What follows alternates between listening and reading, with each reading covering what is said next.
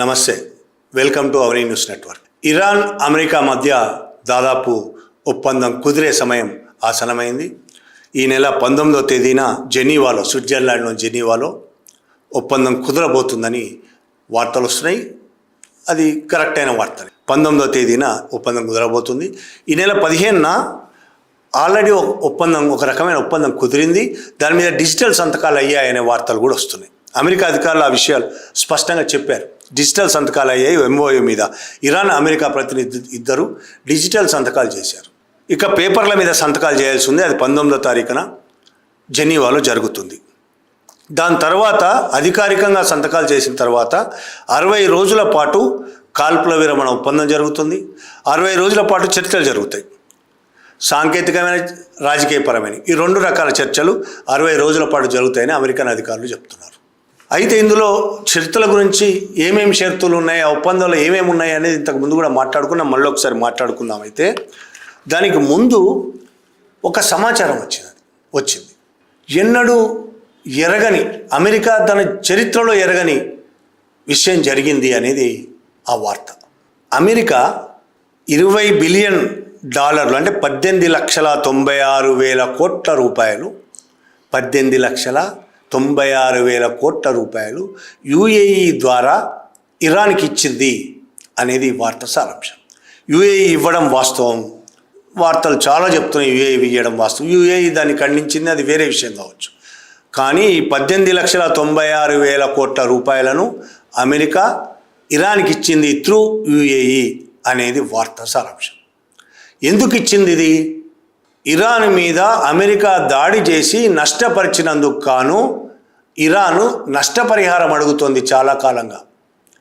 ఒప్పందం జరగాలంటే, 2 దేశాల మధ్య ఒప్పందం జరగాలంటే మీరు యుద్ధంతో మా దేశానికి చేసిన నష్టానికి నష్టపరిహారం ఇవ్వాల్సిందే అని ఇరాన్ డిమాండ్ చేస్తుంది. అలా అయితేనే మేము ఒప్పందం చేసుకుంటాం, లేకపోతే చేసుకోము అని.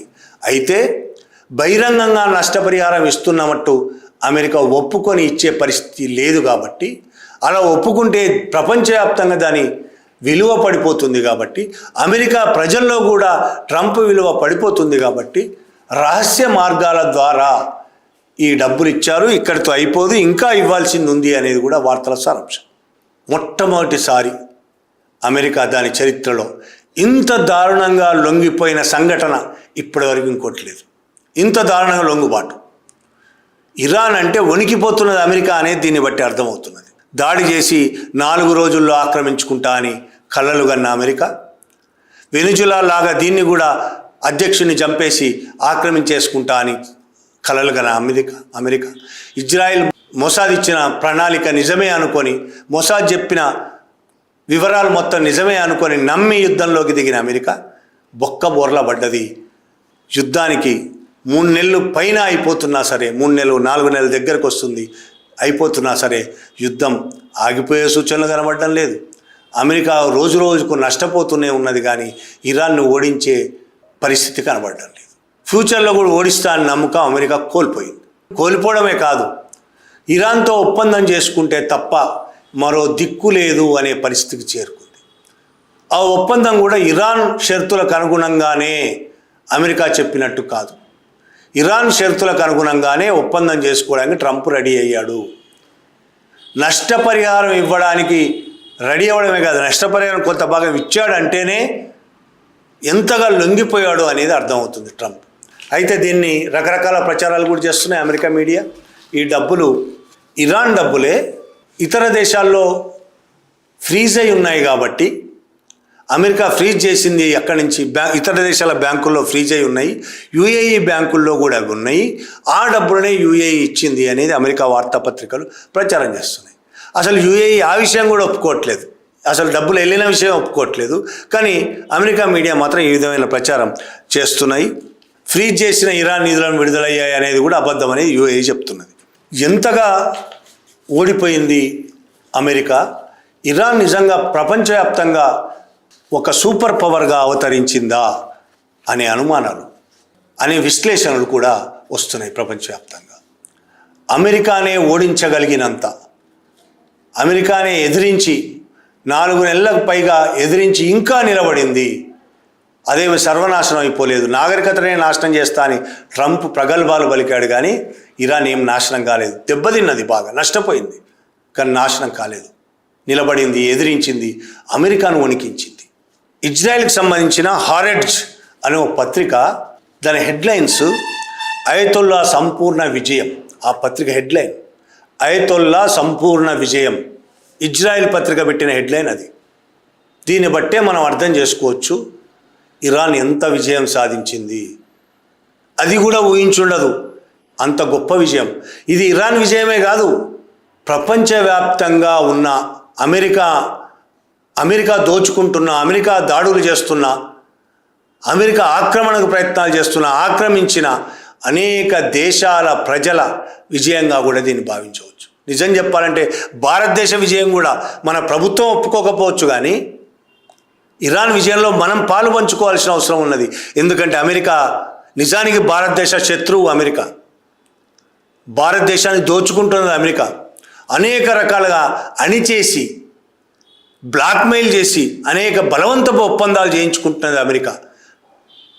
మన వాళ్ళని తెలిసిన 3 భారత పౌరులను చంపింది అమెరికా. కాబట్టి మనం కూడా అమెరికా ఓటమిని ఖచ్చితంగా సెలబ్రేట్ చేసుకోవాల్సిందే. 14 పాయింట్లు ఈ ఒప్పందంలో ప్రధానమని ఇరాన్కు సంబంధించిన ప్రభుత్వ మీడియా మెహర్ న్యూస్ ఏజెన్సీ ఒక వార్తను ప్రచురించింది. 14 అంశాలు అందులో మొదటి అంశం, లెబనాన్తో సహా అన్ని రంగాల్లో యుద్ధాన్ని ముగించాలి. ఇది ఇరాన్ వైపు నుంచి పెట్టిన షరతు, లెబనాన్తో సహా. దీని అర్థం అమెరికా ఇరాన్ యుద్ధం ఆగిపోవడమే కాదు, ఇరాన్కు మద్దతు తెలిపిన వాళ్ళందరి మీద ఇజ్రాయెల్ దాడులు చేస్తుంది, అవి కూడా ఆగిపోవాలి. లెబనాన్ మీద ఆగిపోవాలి, హౌతీల మీద ఆగిపోవాలి, అందరి మీద. గాజాలో కూడా ఇజ్రాయెల్ దాడులు ఆగిపోవాలి. ఇప్పుడు చేసుకుంటున్న ఒప్పందం, ఇరాన్ చేసుకుంటున్న ఒప్పందం, ఇరాన్ అమెరికా మధ్య జరుగుతున్న ఒప్పందం ఒక్క ఇరాన్కు సంబంధించిందే కాదు, అమెరికా ఇజ్రాయెల్ కలిసి చేస్తున్న దాడులను కూడా ఆపగలిగేంత గొప్ప ఒప్పందం అని చెప్పొచ్చు. నిలబడదా వేరే అంశం. ఒకవైపు ఈ చర్చలు జరుగుతున్న సమయంలోనే, ఒప్పందం రెడీ అవుతున్న సమయంలోనే ఇజ్రాయెల్ బీరుట్ మీద, లెబనాన్లో బీరుట్ మీద దాడి చేసింది. వెంటనే ట్రంప్ రంగంలోకి దిగి బీరుట్ మీద దాడి చేయగానే ఇరాన్ మళ్ళీ వార్నింగ్ ఇచ్చింది, ఇట్లే చేస్తే మళ్ళీ ఇజ్రాయెల్ మీద క్షిపణుల వర్షం కురిపిస్తా అని. వెంటనే ట్రంప్ రంగంలోకి దిగి మళ్ళీ కువైట్తోని, వాళ్ళతో బతిమలాడి, చెప్పండి ఇరాన్కి వాళ్ళన్న షరతులన్నింటిని ఒప్పుకుంటా, కానీ మళ్ళీ దాడి చేయొద్దని చెప్పండి, ఇజ్రాయెల్ మరొకసారి దాడి చేయకుండా నేను ఆపుతా అని మాట్లాడాడు. ఈ షరతుల్లో మరొకటి ఏంటంటే, అమెరికా ఇజ్రాయెల్ 2 కూడా మరొక యుద్ధాన్ని ప్రారంభించబోము, మళ్ళీ యుద్ధం చేయబోము ఇరాన్ మీద అనేది రాసివ్వాలి. అంతర్జాతీయ ఒప్పందం ఇది. ఏదో వాళ్ళు ముగ్గురు కూర్చొని జెనీవాలో అంతర్జాతీయ ఒప్పందం. ఆ ఒప్పందంలో మళ్ళొకసారి దాడి చేయబోమని అమెరికా ఇజ్రాయెల్ రాసి సంతకం పెట్టాలి. ఇరాన్ డిమాండ్ ఇది. మళ్ళొకసారి ఎలాంటి దాడులకు పాల్పడమని రాసి చెప్పాలి, లిఖితపూర్వక ఒప్పందం చేసుకోవాలి అని చెప్తున్నారు. ఒకవేళ ఇజ్రాయెల్ దీనికి ఒప్పుకోకపోయినా అమెరికా ఈ ఒప్పందం కనుక చేసుకుంటే, ఇజ్రాయెల్ పట్టించుకోకుండా దాడులకు పాల్పడితే చచ్చినట్టు అమెరికా ఇజ్రాయెల్కు వ్యతిరేకంగా చర్యలు తీసుకోవాల్సిన అవసరం ఉంటుంది. ఇజ్రాయెల్కు తాను చేసే సహాయాన్ని ఆపేయాల్సిన అవసరం ఉంటుంది. కాబట్టి చచ్చినట్టు ఇజ్రాయెల్ కూడా ఈ ఒప్పందంలో భాగం కావాలి, లేకపోతే ఇజ్రాయెల్కు నష్టం అనేది కూడా ట్రంప్ ఇజ్రాయెల్కు చెప్తున్నాడు. ఇక ఇరాన్ మీద ఆంక్షలన్నీ ఎత్తేస్తాం. రెండోది, హర్ముజ్ జలసంధిలో దిగ్బంధం ఏదైతే ఇరాన్ విధించిందో ఆ దిగ్బంధాన్ని ఇరాన్ తీసేయాలి, ఓపెన్ చేయాలి ప్రపంచం కోసం హర్ముజ్ జలసంధిని. అలాగే జలసంధి బయట అమెరికా దిగ్బంధించిన సముద్ర జలాలు ఎక్కడైతే అమెరికా దిగ్బంధించిందో వాటిని అక్కడి నుంచి ఎత్తేయాలి. హర్ముజ్ జలసంధికి దగ్గరలో ఉన్న అమెరికా వార్షిప్లు మొత్తం అక్కడి నుంచి తీసేయాలి. అంటే ఇరాన్ హర్ముజ్ జలసంధిని ఓపెన్ చేయాలి, అమెరికా అక్కడి నుంచి తన దిగ్బంధాన్ని కూడా ఓపెన్ చేయాలి. అలాగే ఇరాన్ని ఇప్పటివరకు స్తంభింపజేసిన, ఫ్రీజ్ చేసిన అకౌంట్లలో, విదేశాల్లో ఉన్న చాలా అకౌంట్లో కొన్ని కోట్ల డాలర్లు ఉంది కాబట్టి అది మొత్తం విడుదల చేయాలి, ఓపెన్ చేయాలి. దాంతోపాటు ఇరాన్ మీద ఉన్న ఇప్పటివరకు ఉన్న ఆంక్షలు మొత్తం ఎత్తేయాలి. ఇరాన్ ప్రపంచవ్యాప్తంగా ఫ్రీ మార్కెట్ చేసుకుని దాన్ని అమ్ముతుంది, వస్తువులు కొంటుంది ఎక్కడి నుంచైనా. అప్పుడు ఇండియా కూడా ఇరాన్ నుంచి ఆయిల్ కొనుక్కునే అవకాశం ఉంటుంది ఇండియా ధైర్యం చేస్తే. అమెరికా వద్దనకపోయినా అమెరికాకి ఎట్లా వ్యతిరేకత ఉంటుంది కాబట్టి ధైర్యం చేస్తాడా మోడీ లేదా అనేది అనుమానమే. బయట ఏదైతే దేశాల్లో అమెరికా స్తంభింపజేసిన ఫండ్స్ ఏవైతే ఉన్నాయో, ఇరాన్ డబ్బులు ఉన్నాయో, 60 రోజుల చర్చల కాలంలో కొంత భాగం అందులోంచి విడుదల చేయాలి. అందులో $24 బిలియన్ వెంటనే ఈ 60 రోజుల్లో విడుదల చేయాలన్న విడుదల స్టార్ట్ అవుతున్నట్టు కూడా వార్తలు వస్తున్నాయి. అలాగే ఇరాన్ చుట్టూ పర్షియన్ గల్ఫ్లో మోహరించిన అమెరికా సైనికులు, నౌకాదళాలు మొత్తం 30 రోజుల్లో మొత్తం ఖాళీ చేయాలి. ఇరాన్ అంతర్గత వ్యవహారాల్లో అమెరికా ఎట్టి పరిస్థితులు ఎప్పుడు కూడా జోక్యం చేసుకోవద్దు, ఇస్లామిక్ రిపబ్లిక్ సార్వభౌమత్వాన్ని గౌరవిస్తున్నా అని ఒప్పందంలో సంతకం చేయాలి. ఇంకొక ముఖ్యమైనది, ఇది ఇందాకే చెప్పాను, ఎంతవరకు సాధ్యమవుతుంది లేదు తెలియదు కానీ ఇరాన్ రహస్యంగా ఫండ్స్ ఇరాన్ కోసం ఇస్తుంది అమెరికా. కానీ బహిరంగంగానే ఒక షరతు పెడుతుంది ఇరాన్. అమెరికా దాని మిత్ర దేశాలు $300 బిలియన్ విలువైన ఇరాన్ పునర్నిర్మాణ ప్రణాళిక కోసం $300 బిలియన్ అందించాలి. అంటే 28,56,000 కోట్ల రూపాయలు అమెరికా దాని మిత్ర దేశాలు ఇవ్వాలి అని. ఇది ఎంతవరకు సాధ్యమవుతుంది? ఇందులో కూడా అనుమానాలు ఉన్నాయి, 2 రకాల వాదనలు ఉన్నాయి. ఈ డబ్బులు మొత్తము ఇరాన్ బయట ఉన్న ఇరాన్ డబ్బులు అవి ఇవ్వాలని కోరుకుంటుంది ఇరాన్ అనేది ఒక వాదన. కాదు, ఇరాన్ తనకు నష్టపరిహారంగా ఇరాన్ పునర్నిర్మాణం కోసం డిమాండ్ చేస్తున్నది ఒక వాదన. ఈ వాదన ఏంటనేది 19వ తేదీన జరగబోయే ఒప్పందంలో తేలిపోతుంది. ఇంక ఇరాన్ వైపు నుంచి ముందే చెప్పిన హర్ముజ్ జలసంధి మీద దిగ్బంధం తీసేయాలి. అది తీసేయాలి అనేది ఒకటి 30 రోజుల్లోపు. అలాగే అణు ఆయుధాలు తయారు చేయొద్దు, ఇరాన్ అణు ఆయుధాలు తయారు చేయొద్దు అనేది కూడా ఒప్పందంలో భాగం. ఈ ఒప్పందానికి అమలు కోసం మానిటరింగ్ మెకానిజం ఉండాలి అనేది ఇరాన్ వైపు నుంచి కూడా ప్రధానంగా ఇరాన్ వైపు నుంచి వస్తున్నాయి. ఈ మెకానిజం అమెరికా, ఇరాన్లకు చెందిన వాళ్లే కాకుండా ప్రపంచవ్యాప్తంగా ఉన్న ఇంకొన్ని దేశాల వాళ్ళు కూడా ఐక్యరాజ్యసమితితో పాటు ఈ మెకానిజంలో ఉండాలి. ఈ ఒప్పందాలు సరిగ్గా అమలు అవుతున్నాయా లేదా, అమలు కాకపోతే అమలు అయ్యేటట్టు చూడడం, ఈ పనిని ఆ మెకానిజం చేపట్టాలి అనేది ఇరాన్ వైపు నుంచి ఉంది. ఈ ఒప్పందం, చివరి ఒప్పందం ఏదైతే మెకానిజం ఏర్పాటు చేయడం అనేది యుఎన్ సెక్యూరిటీ కౌన్సిల్ తీర్మానం చేసి ఆ తీర్మానం ద్వారా ఆమోదం పొందాలి. ఈ ఒప్పందాలు మొత్తం అమలు కావడానికి కావలసిన మెకానిజాన్ని యుఎన్ సెక్యూరిటీ కౌన్సిల్ ద్వారా అమలు చేయడం అనేది ఇందులో ముఖ్యమైన భాగం. ఈ మొత్తం వ్యవహారంలో ఇంతకు ముందు కూడా వీడియోలో చెప్పాను, ఇది ఎక్కడ అమెరికా తన యుద్ధమే ఎందుకైతే ప్రారంభించిందో ఆ ప్రారంభించిన యుద్ధం ఏ ఫలితం ఇవ్వలేదనేది అర్థమవుతుంది, నష్టపోయిననే అర్థమవుతుంది. కాబట్టే ఈ ఒప్పందానికి అమెరికా ఒప్పుకుంటుంది. ఇది నిజంగా ఇరాన్ విజయం. ఇరాన్ అంతకుముందు ఎన్నడూ గతంలో 2019 నుంచి దాని మీద ఆంక్షలు ఉన్నా ఆంక్షలు ఎన్నడూ అమెరికా ఎత్తేయలేదు. దానివల్ల చాలా నష్టపోతూ వస్తుంది.